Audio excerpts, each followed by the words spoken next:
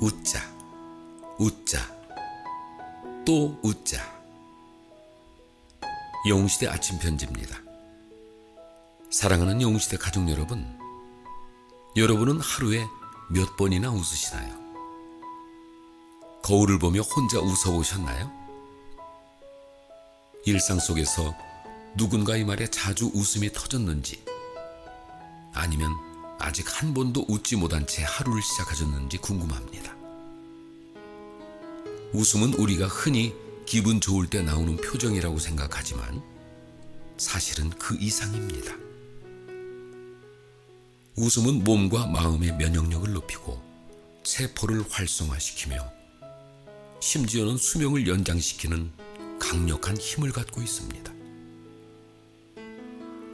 우리는 모두 오래 살고 싶고 건강하게 나이 들고 싶습니다. 그런데 그 비밀이 멀리 있는 것이 아니라 바로 우리의 얼굴 표정 속에 숨어 있다는 걸 아셨나요?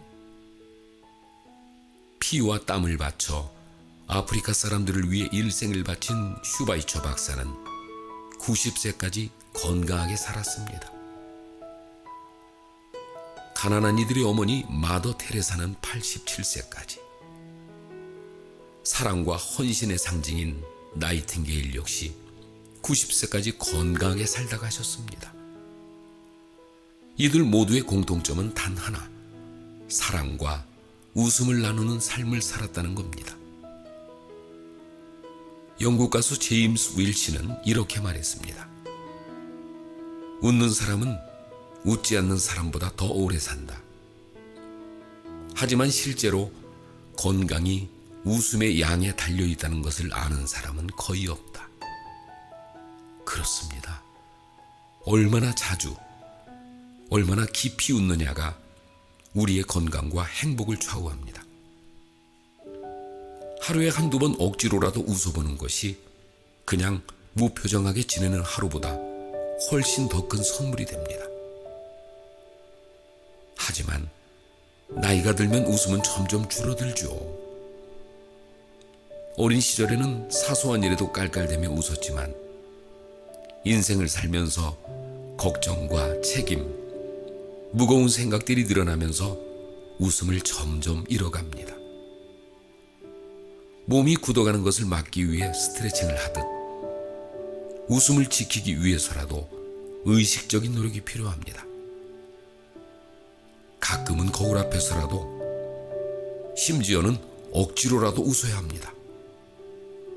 처음에는 어색해도 그 웃음이 마음에 기분 좋은 파문을 일으켜 진짜 웃음으로 변하고 그 웃음이 행복을 불러옵니다. 웃음은 단순히 표정의 변화가 아니라 마음의 온도를 높여줍니다. 사람의 마음이 따뜻해지면 그 온기가 주변으로 퍼지지요. 내가 웃으면 옆 사람도 웃게 되고 그 웃음이 다시 나에게 돌아옵니다. 웃음은 전염성이 아주 강합니다. 그렇기에 웃음은 내가 가진 최고의 재산이자 이웃에게 줄 수 있는 가장 값진 선물입니다.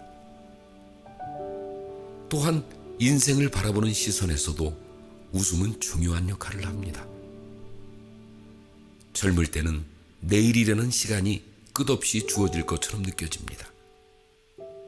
하지만 나이가 들면 남은 시간이 점점 줄어든다는 것을 깨닫습니다.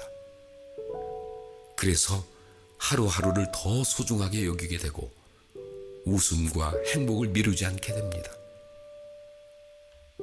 미국의 기자 로버트 노박은 이렇게 말했습니다. 나이가 들어가는 노인일수록 좋은 건 내일 벌어질 일에 대해서 덜 신경을 쓴다는 점이다. 왜냐하면 젊은 사람보다 내일이라는 시간이 더 적게 남았기에 인생은 참으로 즐거운 것이다. 오늘을 웃음으로 채운다는 건 단순히 즐겁게 지내겠다는 다짐이 아니라 주어진 시간을 헛되게 보내지 않겠다는 선언과도 같습니다. 조선시대 성간 선생은 이렇게 말했습니다. 생존은 매 순간이 생의 마지막인 양 최선을 다해 그저 살아가는 것. 그렇습니다. 오늘 하루가 내 인생의 마지막 날이라면 우리는 분명 사랑하는 사람의 얼굴을 보며 웃을 것이고 마음을 따뜻하게 나누며 하루를 보낼 것입니다. 그리고 그 웃음이 바로 우리의 건강과 행복을 지키는 가장 든든한 방패가 될 것입니다. 사랑하는 영웅시대 가족 여러분, 오늘 하루 3번은 꼭 웃읍시다.